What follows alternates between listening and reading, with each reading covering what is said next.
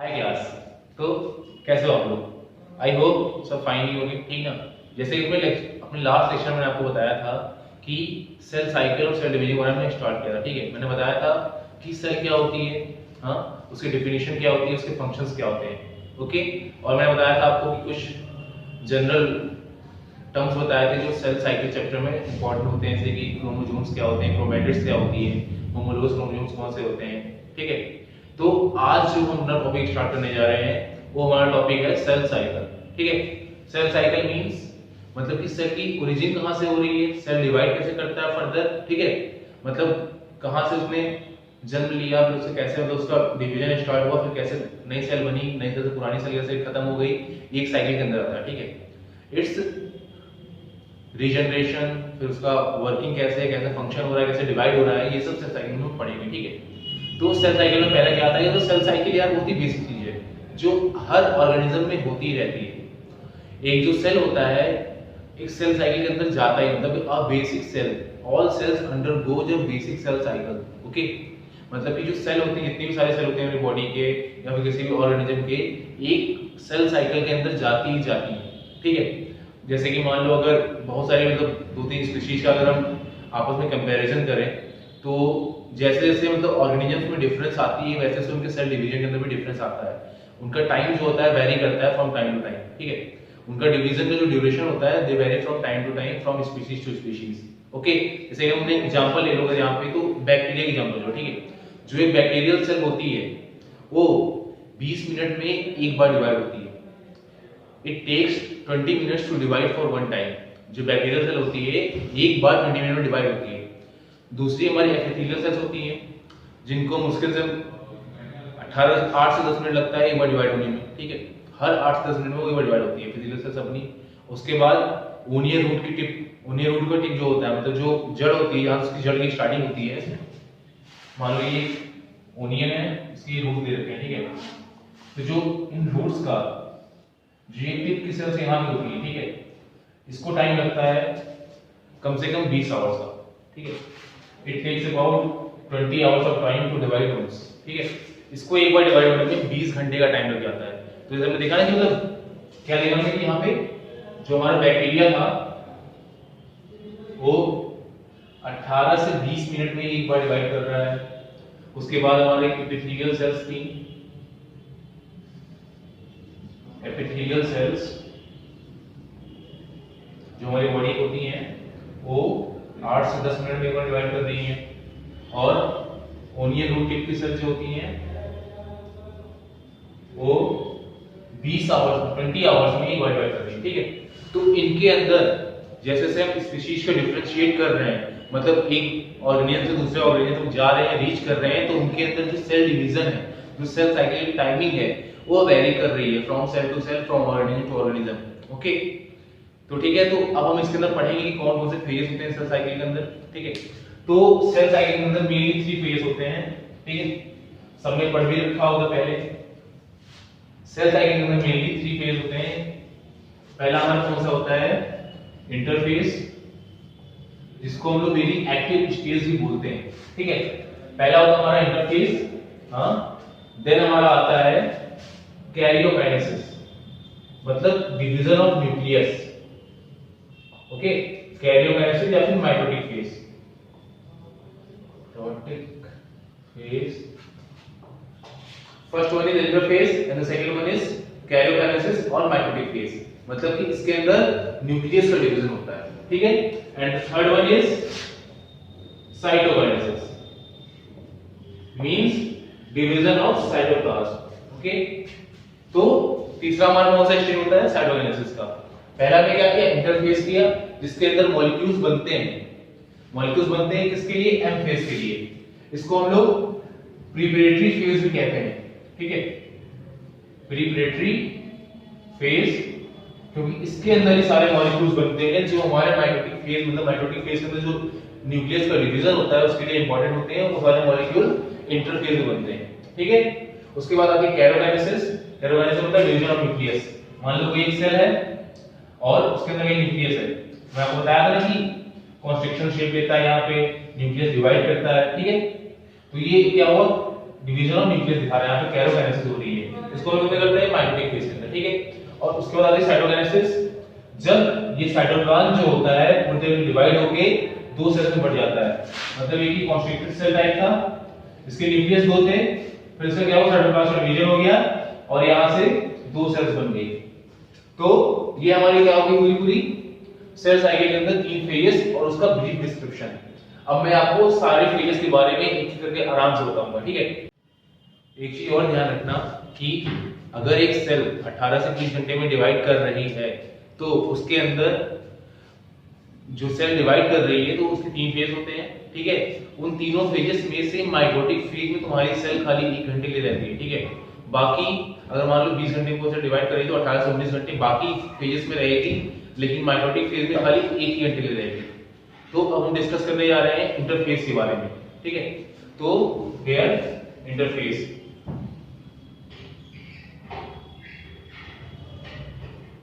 Interface मैंने बताया जैसे कि इंटरफेस को प्रीपरेटरी फेज भी कहते हैं, क्योंकि इसके अंदर माइटोटिक फेज के लिए जितने भी एलिमेंट्स जरूरी होते हैं, जितने मॉलिक्यूल्स जरूरी होते हैं, वो इसके अंदर प्रिपेयर होते हैं, ठीक है।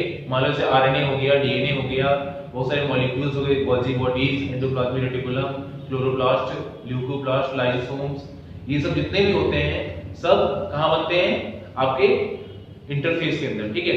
इंटरफेस के अंदर फर्दर तीन स्टेजेस होती हैं।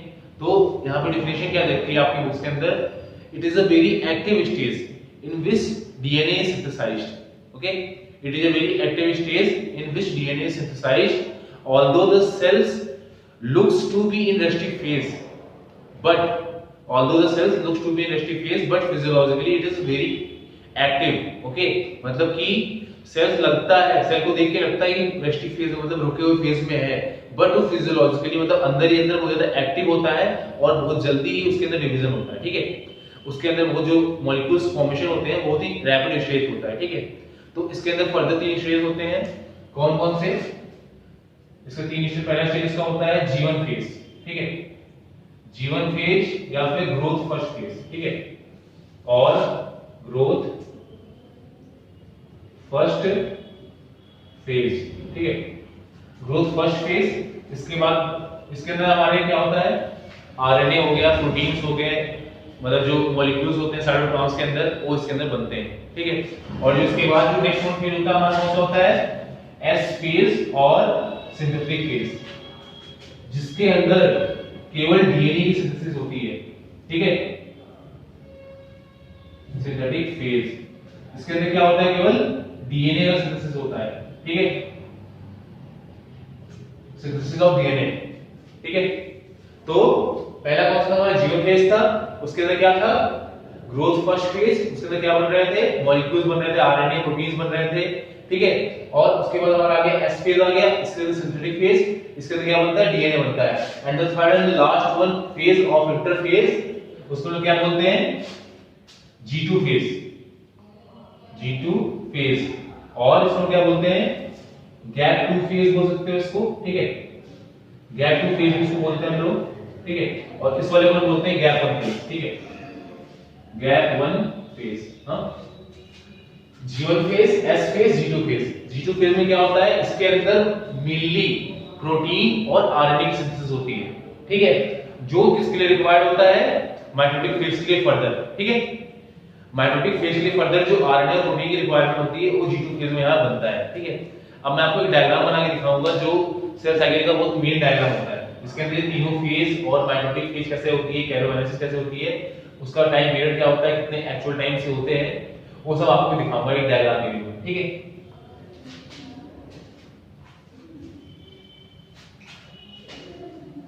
तो हम पढ़ने आ रहे हैं इंटरफेस के बारे में, उसके तीन स्टेजेस हमने बता दिया आपको। अब सबको ब्रीफली मतलब मैंने आपको बता दिया, अब उसको बाद में अभी एक्सप्लेन करूंगा थोड़ी देर में, ठीक है। पहले एक डायग्राम देखो, तो ये डायग्राम को दिख रहा है अच्छे से, ठीक है, ये पूरा सेल साइकिल का डायग्राम है, ठीक है। इसके अंदर जो इंटरफेस स्टेट स्टार्ट होती है, कहां से होती है, यहां से होती है, ठीक है।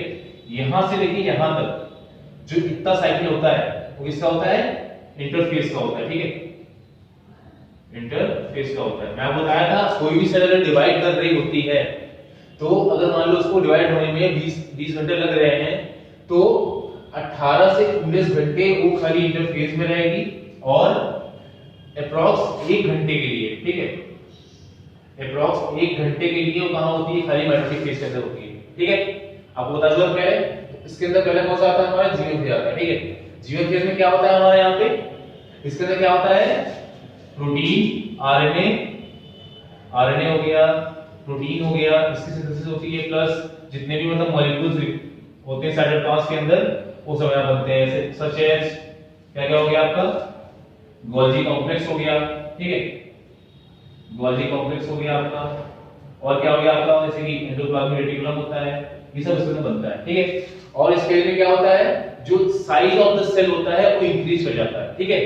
जीवन फेज में फर्स्ट क्या होता है, size of the cell increases and the second one is protein of RNA, protein नहीं synthesis of RNA, synthesis of protein occurs, और उसके साथ साथ बहुत सारे मॉलिक्यूल्स बनते हैं जो साइटोप्लाज्म में जरूरी होते हैं, ठीक है। उसके बाद हमारा आता है यहाँ पे हल्का सा रेस्टिंग फेज आता है, ठीक है। यहाँ पे क्या होता है, रेस्टिंग फेज होता है, ठीक है। जो सेल्स जीवन फेज में सिंथेसाइज कर रहे हैं, ठीक है, उसमें से मतलब यहाँ पे दो पाथवे होती है एस फेज के लिए, ठीक है। एक पाथवे होकर आता है रेस्टिंग फेज से और दूसरा डायरेक्ट फेज के अंदर, ठीक है, डायरेक्टली आता है एस फेज तक, ठीक है। तो इसके अंदर जो दो टाइप की सेल्स होती हैं, एक टाइप की सेल्स, कुछ सेल्स रेस्टिंग फेज में चली जाती हैं आराम करने के लिए, और कुछ सेल्स डायरेक्टली जीवन फेज के बाद एस फेज में एंटर करती हैं, ठीक है। तो इसके अंदर एस फेज में क्या होता है, only the synthesis of DNA, ना आरएनए बनेगा, ना प्रोटीन बनेगा, ना ही मॉलिक्यूल्स बनेंगे। इसमें क्या होगा, खाली सिंथेसिस फेज में या फिर एस फेज में डीएनए की सिंथेसिस होती है, मतलब उसमें खाली डीएनए बनता है। और उसके बाद जैसे हमारा आता है G2 फेज, ठीक है। तो G2 फेज हमारा क्या होता है, सबको ने बताया था कि इसके अंदर क्या होगा, आरएनए और प्रोटीन की सिंथेसिस होगी केवल। यहाँ पे आरएनए प्रोटीन की सिंथेसिस स्टार्ट हो गई थी, ठीक है, लेकिन एस फेज में क्या हुआ, आरएनए सिंथेसिस प्रोटीन मतलब आरएनए और प्रोटीन की सिंथेसिस हो नहीं पाई, क्योंकि बीच में एस फेज आ गया और यहाँ पे रेस्टिंग फेज आ गया, ठीक है। तो यहाँ से जो बचे हुए एलिमेंट्स होते हैं आरएनए प्रोटीन से सिंथेसाइज होने हैं फर्दर, वो ट्रांसफर होते हैं G2 फेज में, और यहाँ पे आके आरएनए और प्रोटीन फुली सिंथेसाइज हो जाता है, ठीक है। तो यहाँ पे आरएनए प्रोटीन सिंथेसाइज होती है, और क्या होता है यहाँ पे, एनर्जी जो रिक्वायर्ड होता है फर्दर डिवीजन के लिए यहाँ पे मैक्सिमम हो जाता है, मतलब increases, energy increases during this phase, ठीक है। Energy of the cell increases during this phase, और क्या होता है, आरएनए प्रोटीन की सिंथेसिस होती है। और उसी के जस्ट बाद कौन सा था हमारा, माइटोटिक फेज, जिसके अंदर कैरियोकाइनेसिस और साइटोकाइनेसिस दोनों होती है, ठीक है। तो माइटोटिक फेज में कैरियोकाइनेसिस, अब कैरियोकाइनेसिस के अंदर चार के इवेंट्स होते हैं, प्रोफेज, मेटाफेज, एनाफेज, टीलोफेज, जिसके अंदर क्या होती है, न्यूक्लियस का डिवीजन होता है, मतलब कैरियोकाइनेसिस न्यूक्लियस का डिवीजन होता है, और उसके बाद साइटोकाइनेसिस होती है, जिसके अंदर साइटोप्लाज्म से डिवीजन होता है, और जहां सेल टूट के 1 से 2 बन जाती है, और यहाँ पे आके सेल डिवीजन आपका कंप्लीट हो जाता है। फिर से यहाँ से न्यू सेल साइकिल अराइव होती है, न्यू सेल साइकिल यहाँ से अराइव होती है। तो ठीक है, ये पूरा आपका ओवरव्यू था सेल साइकिल का। आपको ने बताया कि मतलब इंटरफेस क्या होता है, उसके 3 फेज कौन कौन से होते हैं, ठीक है। अब उन 3 फेजेस के हम लोग इसको मतलब अच्छे से एक्सप्लेन करके मैं आपको आगे बताऊंगा, और उसमें पढ़ाऊंगा कि मतलब उसको कैसे, उसमें क्या क्या पॉइंट्स आते हैं, क्या क्या फैक्ट्स होते हैं, ठीक है। तो यहाँ पे क्या था, इंटरफेस का पहला फेज कौन सा होता है, G1 फेज। इसको हम लोग क्या बोलते हैं, गैप 1 फेज या ग्रोथ फेज, ठीक है। इसको हम लोग क्या बोलते हैं, G1 फेज, गैप 1 फेज या ग्रोथ फेज। उसके अंदर क्या होता है हमारा, क्या होता है इसके अंदर, it is the growth phase, cells grow in size and the cytoplasm of the cells increases. क्या हुआ इसके अंदर, सेल का जो साइज था बड़ा हो गया पहले से, मतलब मान लो पहले सेल तुम्हारी इतनी थी, ठीक है, ये तुम्हारा सेल साइटोप्लाज्म में तुम्हारी न्यूक्लियस तुम्हारा, ठीक है। तो जब ये फेज स्टार्ट हुई, इसका साइज एक्चुअल थोड़ा बड़ा हो जाता है, उसका साइटोप्लाज्म बड़ा हो जाता है, ठीक है। तो size of the cell increases and the its cells का साइज बड़ा हो जाता है और उसका साइटोप्लाज्म इंक्रीज हो जाता है, ठीक है। उसके बाद क्या होता है, फर्दर फंक्शनिंग स्टार्ट होती है किसकी, इसकी आरएनए और प्रोटीन्स की। फंक्शनल प्रोटीन्स और स्ट्रक्चरल प्रोटीन्स की सिंथेसिस स्टार्ट होती है, और आरएनए की सिंथेसिस वहां पे स्टार्ट हो जाती है, ठीक है। उसके साथ साथ क्या होता है, माइटोकॉन्ड्रिया हो गया आपका, जैसे मतलब जितने मॉलिक्यूल्स होते हैं एक साइटोप्लाज्म के अंदर, वो यहाँ पे प्रोसेस होते हैं, उनकी सिंथेसिस स्टार्ट हो जाती है, ठीक है। तो यहाँ पे माइटोकॉन्ड्रिया हो गया, क्लोरोप्लास्ट हो गया, लाइसोसोम हो गया, एंडोप्लाज्मिक रेटिकुलम हो गया आपका, गोल्गी कॉम्प्लेक्स हो गया, वैक्यूल्स हो गए, ठीक है, सब यहाँ पे बन जाते हैं जो एक सेल के अंदर होते हैं। एक सेल का अगर आप ओवरव्यू करोगे, ठीक है। अगर मान लो एक सेल है, उसका आप ओवरव्यू करोगे, बीच में न्यूक्लियस होता है, ठीक है। उसके साइड साइड में यहाँ पे आपके ऐसे ऐसे राइबोसोम्स होते हैं, ठीक है। गोल्गी कॉम्प्लेक्स बॉडी होती है यहाँ पर,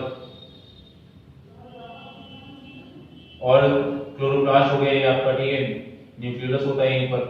उसके बाद क्या होता है आपका, यहाँ पे माइटोकॉन्ड्रिया हो गया आपका, ठीक है। तो ये सब जो कॉन्स्टिट्यूएंट्स होते हैं एक साइटोप्लाज्म के अंदर, वो सब कहाँ बनते हैं, G1 फेज के अंदर बनते हैं, ठीक है। उसके बाद further ribosomes are synthesized and metabolic rate becomes higher. जो उस टाइम में मेटाबॉलिक रेट क्या होता है, मतलब किसी भी चीज को करने के लिए जो प्रोसेसेस होती है, यहाँ से उसको एनर्जी मिलती है, वो क्या होती है, अपने हाई लेवल पे होती है, ठीक है। मतलब एक नॉर्मल लेवल से इस फेज में बहुत ही हाई लेवल होती है, इसलिए इसको बहुत ही एक्टिव स्टेज माना जाता है। इसके बाद मैंने आपको बताया था कि इसमें कुछ सेल्स होती हैं जो रेस्टिंग फेज में चली जाती हैं, और जो इसके जस्ट बाद कुछ सेल्स एस फेज में एंटर कर जाती हैं, ठीक है। तो ये आपका जीवन फेज था, इसका पूरा ओवरव्यू आप ऐसे ले सकते हैं कैसे, it is the growth phase, cells grow in size and cytoplasm of the cell increases. Okay, पहला पॉइंट। आपका सेकंड पॉइंट ये हो गया, mitochondria, chloroplast, lysosomes, endoplasmic reticulum, Golgi complex, vacuoles etcetera are formed during this phase. उसके बाद structural and functional proteins are formed. उसके बाद ribosomes are synthesized, metabolic rate becomes higher. तो आपका ये, अगर आप नोट बनाना चाहते हो तो इसको आप लिख सकते हो उसके अंदर, ठीक है। ओके, अब मैं आपको बताऊंगा सिंथेसिस फेज क्या होती है, जो इंटरफेज का सेकंड फेज होता है। गाइस, अब डिस्कस करना है आपको किसके बारे में, इंटरफेज का सेकंड फेज, एस फेज या सिंथेसिस फेज, ठीक है। तो यहाँ पे कौन सा हमारा एस फेज और सिंथेसिस फेज है, ठीक है। इसके अंदर मेनली मैंने आपको बताया था क्या होता है, it is the second phase of interphase, जिसके अंदर मेनली क्या होता है, डीएनए का सिंथेसिस होता है, ठीक है। उसके अंदर क्या होता है, डीएनए सिंथेसाइज होती है और उसका रेप्लिकेशन होता है, मतलब एक डीएनए स्ट्रैंड से दूसरा डीएनए बनता है, मतलब इसको क्या बोलते हैं, ये हो गया आपका, इसमें क्या होगा, डीएनए की सिंथेसिस होगी आपकी, हाँ, DNA synthesis, its replication takes place. DNA synthesis होती है, उसका रेप्लिकेशन होता है। रेप्लिकेशन मतलब एक स्ट्रैंड ऑफ डीएनए से खुद को रेप्लिकेट करके कैसे 2 से 4 डीएनए बनते हैं, उसको हम बोलते हैं रेप्लिकेशन और डीएनए की सिंथेसिस, ठीक है। और क्या होता है, यहाँ पे क्रोमोसोम्स बनते हैं हमारे इसके अंदर, क्रोमोसोम्स सिंथेसिस होती है इसके अंदर, क्रोमोसोम बनते हैं, या फिर इसका क्रोमोसोम से क्या होता है, डुप्लीकेशन होता है, ठीक है। क्रोमोसोम से क्या होता है, डुप्लीकेशन होता है इसके अंदर। और क्या होता है, हिस्टोन प्रोटीन बनती है। अब हिस्टोन एक ऐसी प्रोटीन है जो डीएनए सिंथेसिस के लिए बहुत ज्यादा इंपॉर्टेंट होती है, ठीक है। तो हिस्टोन प्रोटीन मतलब हिस्टोन प्रोटीन इसके अंदर बनती है जो डीएनए के ईच स्ट्रैंड हो, मतलब मान लो यहाँ पे डीएनए का स्ट्रैंड दे रखा है, ठीक है। ये तुम्हारा डीएनए का स्ट्रैंड है, ठीक है। ये तुम्हारा डीएनए का स्ट्रैंड होता है, ठीक है। डीएनए का स्ट्रैंड ऐसा होता है, तो इसके ईच स्ट्रैंड जो स्ट्रैंड होता है इसको बाइंड करती है, जो प्रोटीन इसको बाइंड करती है चारों साइड से, वो कौन सी होती है, हिस्टोन प्रोटीन होती है। वो हिस्टोन प्रोटीन S फेज के अंदर बनती है, सिंथेसिस फेज के अंदर, ठीक है। तो the histone protein also formed, मतलब histone protein formed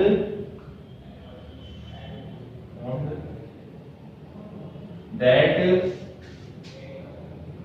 binds each strand of DNA, ठीक है, each strand of DNA। DNA का मतलब क्या होता है, इसको पता है, DNA का फुल फॉर्म क्या होता है, डाइन्यूक्लियोटाइड एसिड, ठीक है। डाइन्यूक्लियोटाइड राइबोलिक एसिड बोलते हैं इसको, ठीक है। और एक होता है आरएनए, इसको हम क्या बोलते हैं, राइबोसोमल न्यूक्लियोटाइड एसिड, ठीक है। तो ये आपका हो गया डीएनए का सिंथेसिस हो गया, इसका रेप्लिकेशन हो गया, उसके बाद क्रोमोसोम से सिंथेसिस, उसका डुप्लीकेशन हुआ और हिस्टोन प्रोटीन का फॉर्मेशन हुआ, ठीक है। अब जो यहाँ इस स्टेज के खत्म होते ही जितने हमारे क्रोमोसोम्स होते हैं किसके फॉर्म हो जाते हैं, दो क्रोमेटिड्स के फॉर्म हो जाते हैं। मतलब ये क्रोमोसोम होता है, आपको पता होगा 1 2 3 4, एक ये फुल्ली 2L क्रोमोसोम होता है जिसके पास 2 क्रोमेटिड्स ऊपर होते हैं, 2 क्रोमेटिड्स नीचे होते हैं। लेकिन जब इस स्टेज का कंप्लीशन होता है तो यहाँ पे क्या होता है, क्रोमोसोम इस फॉर्म में अरेंज रहते हैं, मतलब 2 क्रोमेटिड्स, एक क्रोमेटिड ऊपर, क्रोमेटिड नीचे, ठीक है। तो यहाँ पे क्या होगा, क्रोमोसोम्स के अंदर क्या होगा, each chromosome is in the form of 2 chromatids, मतलब each chromosome is in the form of in the form of two chromatids। मैंने आपको पिछली वीडियो में बताया था क्रोमेटिड्स क्या होती है। It is the part of the chromosome जिससे मिलके एक क्रोमोसोम कंप्लीट होता है, ठीक है। तो डीएनए सिंथेसिस होगी, उसका रेप्लिकेशन हो गया, क्रोमोसोम सिंथेसिस होगी, उसका डुप्लीकेशन हो गया, और हिस्टोन प्रोटीन का फॉर्मेशन हुआ जिसने क्या किया, डीएनए की स्ट्रैंड में जाकर बाइंड कर लिया, ठीक है, जो इसकी सिंथेसिस के लिए बहुत ज्यादा इंपॉर्टेंट होता है। Okay, and the last one is each chromosome is in the form of chromatids. तो ये आपका यहां खत्म हुआ, ठीक है। अब इसके बाद क्या पढ़ेंगे, इसके बाद पढ़ेंगे G2 फेज, गैप 2 फेज या फिर growth second phase. Okay, so here we going to discuss on the last end the final step of the interphase. इसको लोग क्या बोलते हैं, G2 फेज। G2 फेज या फिर गैप 2 फेज या फिर इसको लोग क्या बोलते हैं, secondary growth phase. Okay, primary growth phase आपका कौन सा था, G1 फेज था। उसके बाद आपका आया S फेज और synthesis phase, and the third one is G2 phase या फिर इसको बोलते हैं सेकेंडरी ग्रोथ फेज। इसका हम क्या करते हैं, देखते हैं मुझे क्या होता है। मैं बता रहा था कि synthesis of RNA and proteins takes place, और क्या होता है, energy of the cell increases, ठीक है।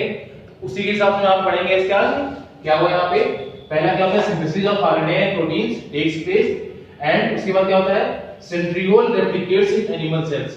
एनिमल सेल्स में क्या होता है, सेंट्रियोल का रेप्लिकेशन हो जाता है, प्लांट सेल्स में नहीं होता है, क्योंकि प्लांट सेल्स में सेंट्रियोल्स नहीं होती है, ठीक है। सेंट्रियोल्स मतलब वो रीजन होता है जहां से स्पिंडल फॉर्मेशन स्टार्ट होता है, ठीक है। उसके बाद क्या होता है, mitotic spindle and aster rays begin to form. Mitotic spindle rays are the thread like structure which help us in chromosome replication, ठीक है। क्रोमोसोम का रेप्लिकेशन करवाने में हमको ये हेल्प करता है, उसको डिवाइड करवाने में हेल्प करता है, ठीक है, स्पिंडल फाइबर्स, ठीक है। तो माइटोटिक स्पिंडल फाइबर्स और एस्टर रेज का फॉर्मेशन जस्ट स्टार्ट होता है, they begin to form. Okay, उसके बाद क्या आता है, हमारा एनर्जी होती है, सेल की होती है, इंक्रीज कर जाती है, और उसका मेटाबॉलिक रेट बढ़ जाता है।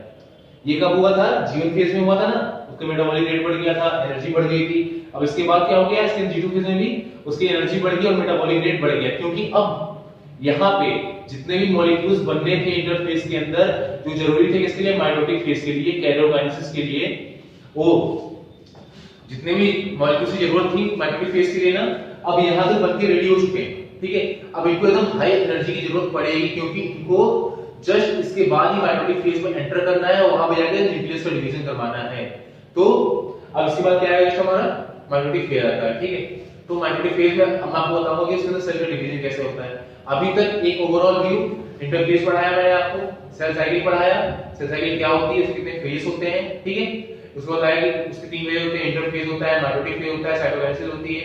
इंटरफेज के अंदर क्या होता है, मॉलिक्यूल्स जो जरूरी होते हैं फर्दर प्रोसेस के लिए वो यहाँ बनते हैं, डीएनए बनता है, आरएनए बनता है, प्रोटीन्स बनते हैं, ठीक है। उसके बाद आपका आया था माइटोटिक फेज, मतलब कैरियोकाइनेसिस मतलब डिवीजन ऑफ न्यूक्लियस, उसके अंदर न्यूक्लियस का डिवीजन होता है। उसके बाद आपको मैंने बताया था साइटोकाइनेसिस मतलब डिवीजन ऑफ साइटोप्लाज्म, ठीक है। तो अब इतना खत्म हो गया आपका, इंटरफेस खत्म हो गया आपका, ठीक है। अब मैं आपको बताऊंगा कि माइटोटिक फेज क्या होता है। तो अब पढ़ेंगे क्या, माइटोटिक फेज के बारे में, ठीक है। माइटोटिक फेज क्या होता है आपका, कैरियोकाइनेसिस बता चुका पहले, division of nucleus takes place, ठीक है। मान लो एक सेल था, इसका न्यूक्लियस था, इसका फर्दर डिवीजन स्टार्ट हुआ, तो न्यूक्लियस का अपना डबल शेप हो जाता है, ठीक है। और इसके बाद क्या होता है, एक ये न्यूक्लियस यहाँ पे इसका ये 1 से 2 बन जाता है, ठीक है। तो ये कैसे बनता है हम इसको पढ़ेंगे इसके अंदर, माइटोटिक फेज के अंदर, ठीक है। तो माइटोटिक फेज में क्या हो गया, आपका कैरियोकाइनेसिस आ गई, डिवीजन ऑफ न्यूक्लियस आ गया। इसके अंदर क्या होता है, जितने भी क्रोमोसोम्स होते हैं, जितने भी डीएनए या जीन्स होते हैं, उनका इक्वल डिवीजन होता है, क्योंकि न्यूक्लियस के अंदर यहाँ पे क्या है, इसके अंदर क्रोमोसोम्स होते हैं, डीएनए होता है, ठीक है, आरएनए मटेरियल इसी के अंदर होता है, प्रोटीन्स इसी के अंदर होते हैं, तो उनका इक्वली डिवीजन होके वो दो सेल्स में आपस में बढ़ जाते हैं, ठीक है। और उसके जस्ट बाद जो इवेंट होती है यहाँ पे दो सेल्स, दो न्यूक्लियस का डिवीजन यहाँ पे हो गया, और इसके बाद जो जस्ट इवेंट होती है कौन सी होती है, साइटोकाइनेसिस। बताया था मैंने आपको, साइटोकाइनेसिस। इसमें क्या होता है, हमारा division of cytoplasm takes place, जिसकी वजह से क्या होता है, एक सेल दो सेल के अंदर डिवाइड हो जाता है, ठीक है। तो साइटोकाइनेसिस हम पढ़ रहे हैं यहाँ पे, हमने देखा ना, मतलब इंटरफेस हुआ, उसके जस्ट बाद माइटोटिक फेज हुआ, उसके जस्ट बाद क्या होगा हमारे यहाँ पे, cytokinesis means division of cytoplasm, okay. तो यहाँ पे क्या हो गया, डिवीजन ऑफ साइटोप्लाज्म हो गया। तो ये एक पूरी होल प्रोसेस थी, मैंने आपको जो बताया ना सेल साइकिल के अंदर कौन कौन से स्टेजेस आए आपके अंदर, इंटरफेज आया, माइटोटिक फेज आया, फिर साइटोकाइनेसिस आया, ठीक है। तो ये एक पूरा ब्रीफ डिस्काउंट था उसके ऊपर, ठीक है। मतलब एक ब्रीफ अकाउंट में मैंने आपको बता दिया कि इसके अंदर क्या क्या होता है, कैसे फेज आते हैं, कैसे डिवीजन होता है, ठीक है। अब हमारी जो नेक्स्ट वीडियो आएगी उसमें मैं आपको बताऊंगा कि माइटोटिक फेज क्या होते हैं, उसमें कौन कौन से फेज होते हैं, फिर वहां साइटोकाइनेसिस कैसे होती है, ठीक है। तो so thank you guys for watching my videos, I hope तुमको सब अच्छे समझ में आ गया होगा, ओके।